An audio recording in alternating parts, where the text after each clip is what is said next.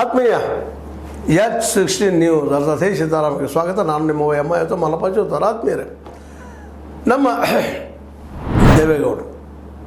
ದೇವೇಗೌಡರ ಬಗ್ಗೆ, ಪ್ರಧಾನಿ ಆದವ್ರ ಬಗ್ಗೆ, ಅವ್ರು ಬೆಳೆದ ಬಗ್ಗೆ, ಅವ್ರ ಸಾಹಸಗಳ ಬಗ್ಗೆ ಮಾತಾಡೋದು ಇಲ್ಲೆಲ್ಲ. ಯಾಕಂದರೆ ಇವತ್ತು JDS ಅತ್ಯಂತ ರಾಜ್ಯದ ಕನಿಷ್ಠ ಪಕ್ಷಗಳು ಒಂದಾಗ್ತದೆ ಏನೋ ಅನ್ನೋಂಥ ಭಯ ಎಲ್ಲರೂ ಕಾಣಲಿಕ್ಕತ್ತದ.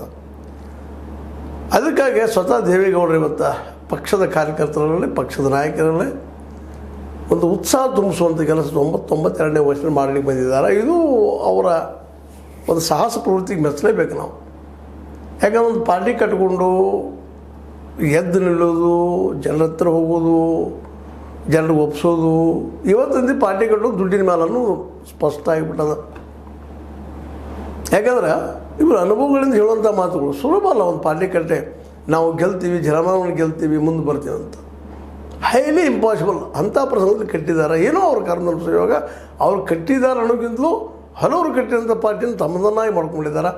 ಅದಕ್ಕೆ ಇವತ್ತಿಗೂ ಸ್ವಲ್ಪ ಜಮಂತಿಗೆ ಅದ. ಬಟ್ ಇವತ್ತು ಅವ್ರ ತಲೆಯಲ್ಲಿ ಕಾಡ್ತಾ ಇದೆ, ನಮ್ಮದಿನ ಪಕ್ಷ ಮುಗಿತೇನೋ ನಾ ಬಿದ್ದು ಹೋದ್ಮೇಲೆ ಅಂತ ಹೇಳ್ತದೆ. ಯಾರಿಗಾದರೂ ಕಾಡೋದನ್ನು ವಯಸ್ಸಾದ ತಕ್ಷಣ ಮನುಷ್ಯ ಹಲವು ಚಿಂತನೆಗಳಾಗ್ತಾವೆ. ಯಾಕೆಂದ್ರೆ ಅನೇಕ ನಾಯಕರು JDS ಬಿಟ್ಬಿಟ್ಟು ಹೋಗ್ಬಿಟ್ರು. ಇವತ್ತು GT ದೇವೇಗೌಡರು ಏನೋ ಅವ್ರಿಗೂ ಸಿದ್ದರಾಮಯ್ಯವ್ರಿಗೆ ಏನೋ ಇತ್ತು ಕಾಣುತ್ತೆ, ಮಾನಸಿಕವಾಗಿ ಓದಿಟ್ಟು ಕ್ಲಾಸಸ್ಸು ಉಳಿದಿದ್ರು.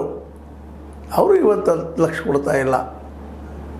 H ವಿಶ್ವನಾಥ್ ಬಂದಿದ್ದರು, ಅವರು ಹೋಗಿಬಿಟ್ಟಂಗಾಗಿದ್ದಾರೆ. ಇವತ್ತು ಯಾರೂ ಇಲ್ಲ, ಅನಾಥ ಆಗ್ತಾಯಿದೆ.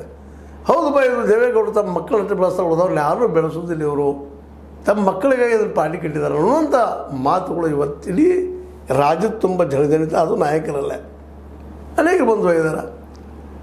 ಉತ್ತರ ಕನ್ನಡದಲ್ಲಿ ಒಂದಿಷ್ಟೇನೋ ಹೆಸರು ಆಗ್ತಿತ್ತೋ ಬೆಳೀತಿತ್ತು ಅನ್ನೋ ಸಂದರ್ಭದಲ್ಲಿ ಅನೇಕರು ಬಿಟ್ಟು ಹೋದರು ಇವರ ಈ ವರ್ತನೆಯಿಂದಾಗೆ.